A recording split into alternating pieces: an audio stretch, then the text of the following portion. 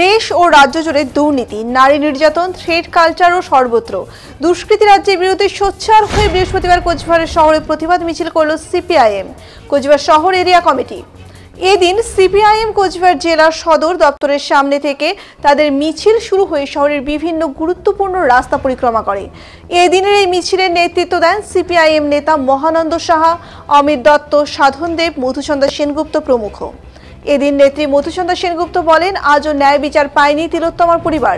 সীমাহীন অরাজকতা চলছে রাজ্য জুড়ে। এর বিরুদ্ধে আন্দোলনের রূপরেখা প্রস্তুত করতে চলতি মাসের 24 তারিখ সিপিআইএম কোচবিহার এরিয়া কমিটি সম্মেলন। এই সম্মেলনকে সফল করার আহ্বান জানানো হয় এই মিছিল থেকে।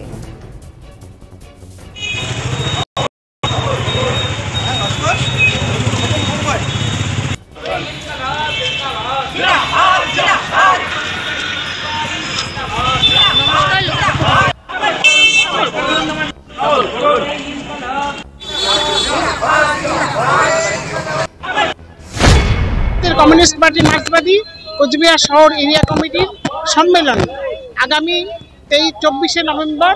এই সম্মেলন আমাদের পান্থনিবাসী সুকান্ত মঞ্চে হতে চলেছে। এই সম্মেলনের প্রচারকে কেন্দ্র করে তাই সেই উপলক্ষে আজকে আমাদের এই মিছিল। কারণ আমাদের যে আগামী সম্মেলনে যে আমাদের দাবিগুলো হবে, যেটা থেকে আমরা আগামী দিনে কর্মসূচি গ্রহণ করব, সেটা আমরা বলছি যে আমাদের পার্টি কমিউনিস্ট পার্টি মার্ক্সবাদী সারা বছরই আন্দোলনের মধ্যে থাকে এবং আমাদের রাজ্যে ও দেশে যে দুই সরকার চলছে, সেই দুই সরকার যে সেটিং করে চলছে, এটা আমরা অনেকদিন আগেই বলেছিলাম। তার প্রমাণ আমরা দেখতে পাচ্ছি। বর্তমান যে ক্রিয়াকলাপ চলছে, রাজ্যের সরকার যেরকম ভাতা এবং ভাওতা দিয়ে চলছে এবং কেন্দ্রের সরকার একইভাবে বিভিন্ন রকম প্রতিশ্রুতি, মেয়েদের উপরে অত্যাচার ধীরে ধীরে বেড়ে চলেছে।